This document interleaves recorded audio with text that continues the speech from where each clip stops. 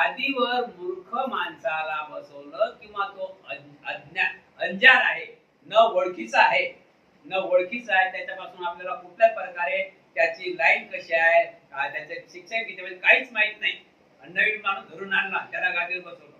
हा उदाहरणार्थ कोणी रस्त्याने घेऊन या आणि माझी इच्छा याच पुढच्या बसवा बंदीच्या जमीन काय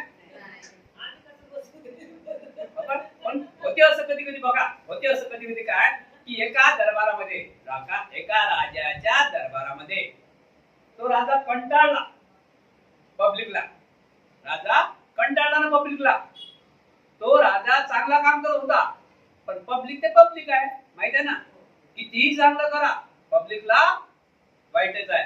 आणि कितीही माणूस चांगला असावा, माणूस हा कितीही चांगला असावा, पण सर्वांना प्रिय नसते, एक लक्षात ठेवा. सर्वांना प्रिय नसते, एक लक्षात ठेवा. तर राजाजवळ रोज कंप्लेंट आहे, कोणी मोर्चा घेऊन जा दरबारात, कोणी काय करत जा दरबारात, पुढची छोड़ो हट जाओ, ऐसा करो फट जाओ, क्या क्या करो, इसे को मार दो, ये करो वो करो, असे ते नाटक. राजा वैतागला. शेवटी माणूस वैतागते ना, माणूस आहे ना. तो राजा वैतागला. मग राजाने मीटिंग घेतली, आपले जे चाहते आहेत त्यांना बोलावलं. रोजचं असं नाटक आहे म्हणे. राजा म्हणे रोज असं नाटक आहे, सुखाने एक दिवशी भाकर म्हणजे जेवण जात नाही. मग आता काय करा? मग राजा म्हणे प्रधानजी असं करा, आता पब्लिक असं म्हणते ना, तर आपण करा म्हणजे त्यांना शांती भेटेल. तर काय करा म्हणे राजा म्हणे, ऑर्डर दिली राजानं की इथून तर दिघ्यापर्यंत जा. कुठपर्यंत जा? उदाहरण आपण घेऊया, इथून ते दिघ्यापर्यंत जा. जो कोणी रस्त्यावर माणूस दिसेल, माणसाचा चेहरा माणूस दिसेल, त्याला घेऊन या, त्याला गादीवर बसवा. काय म्हणे राजा, समजले ना. प्रधान दिले, त्याने हुकूम दिला, त्या कमिटीने हुकूम दिला, इथून दिघ्यापर्यंत जा, उदाहरण 3 किलोमीटर जा. जो कोणी तुम्हाला माणूस दिसेल तो कसा येतो, त्याला घेऊन येत, त्याला या खुर्चीवर बसवा. आता गेले नाही सैनिक, घोडे रथ ते. आता राजाने सांगितलं, राजा बोले दल हाले, आणि दल हाले, सगळे जागृत झाले. सैनिक, नौकर, चाकर आणि तोफा निघाला. रस्त्याने पाय तिकडे बघतात. राजानं सांगितलं की जो पहिले लक्षात येईल, जो माणूस दिसेल त्यालाच घेऊन या. तो माणूस कसा आहे, ऑर्डर गेले. हे करता तिथं बसला होता एक माणूस. काय करत होता? दोरा घेत होता आणि शिवत होता. तो त्या कोपऱ्यावर तो दिसला, बाकी कोणीच दिसलं नाही. लोक दुसरे कसे, लोक कामावर गेले ना. हा तिथं दिसला. हा काय करत होता? असा करत होता, तसा करत होता. यायच्या नजरमध्ये पडला. राजाने सांगितलं तो माणूस कसा आहे, सो त्याला धरून आणा, बसवा का.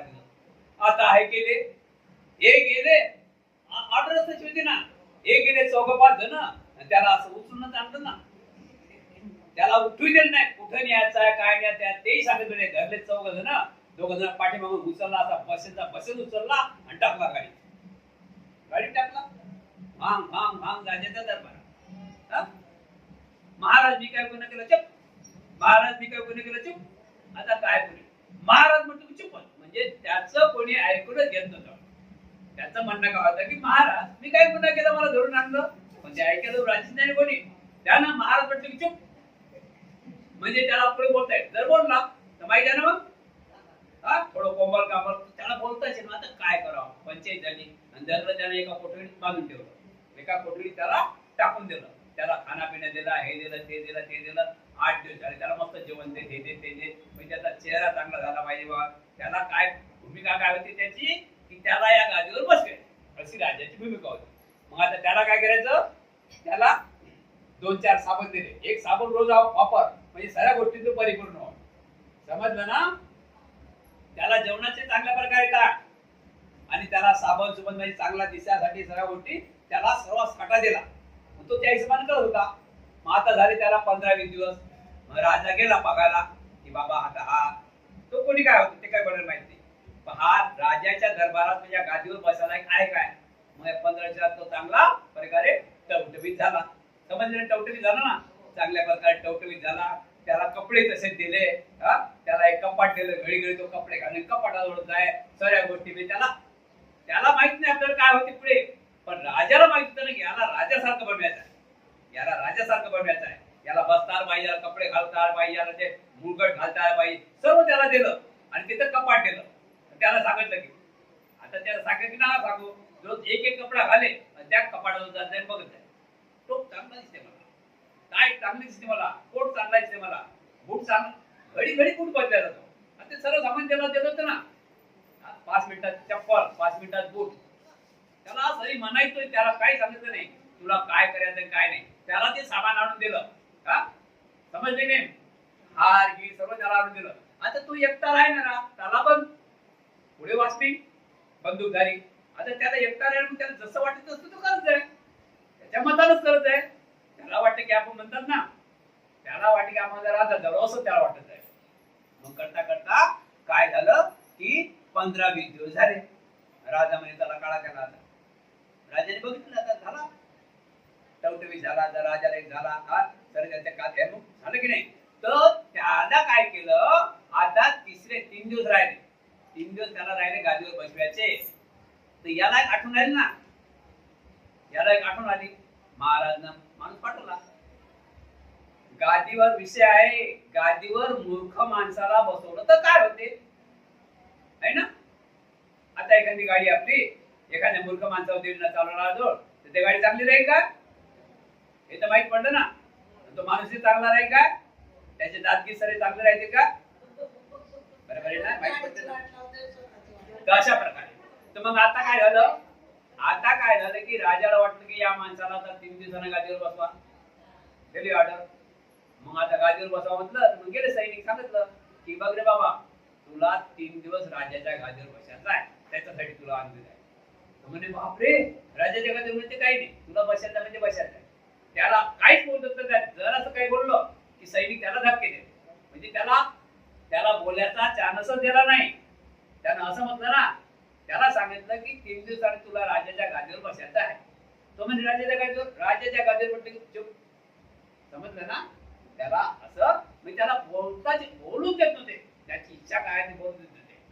मग तो म्हणे मला काहीतरी ते बोलू द्या, एकटा राहून काहीतरी बोलू द्या, 3 दिवसांनी बसणार गादीवर, काहीतरी बोलू द्या, बोल. काय तर माणसं असतात ना आपले काही लोक, त्यांनी विचार करता बोलू तर दे, राजा तर नाही, बोलू द्या, सांग म्हणजे तुझी इच्छा काय. म्हणे महाराज सांगा म्हणे मला की 1 डझन पेपर आणून द्या, पेपर 1 डझन आणून द्या, त्याच्यानंतर एक कैची आणून द्या म्हणे, सॉरी एक डझन पेपर आणून द्या म्हणे, त्याच्यानंतर एक चापा आणून द्या, चापा माहिती आहे ना, चपला शिवता ते जो असतात ते कपेल चापा, त्याला चापा म्हणतात, त्याला चापा म्हणतात. ते बरोबर ना आकार, त्याला चापा म्हणतात. आणि एक धागा आणि सुई दोरी आणून द्या, एक धागा आणि सुई सुई दोरा, धागा आणून द्या, सुई आणि धागा आणून द्या, आणि एक चापा आणून द्या म्हणजे, एवढी माझी इच्छा आहे. आता तिथं काय गेले लोक, 1 डझन पेपर आणले, तो चापा आणला, ते धागा आणला, ते हे आणला, ते आणलं, ते झालं. मग याने रात्री काय करावं, पाय आपला धरून त्या कपड्यावर पाय ठेवला, त्या कपड्यावर पाय ठेवला, आकारानं चप्पलचं 9 नंबरचं माप घेतलं.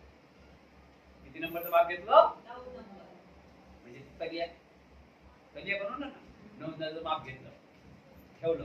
8 नंबरचं माप घेतलं, ठेवलं. मग त्याला माप घेत 6 नंबर पाहिजे, याला आणलं पाहिजे. नंतर मग त्यानं ती गप्पा मागवला होता ना, मग त्यानं काय केलं, कागदाला लावले चपला बनवून. कोण होता तो, त्याला बोलू दिलं काय, त्याला राजाने सांगितली जो भेटीन त्याला इकडे आण, त्याला काही विचारू नका, त्याला काहीच करू दिलं नाही, त्याचं दुकाने बंद करू दिलं नाही ना, चौघाने असा धरूनच उचलला ना, इकडे आणल्यानंतर त्याला राजाच्या पदवीवर.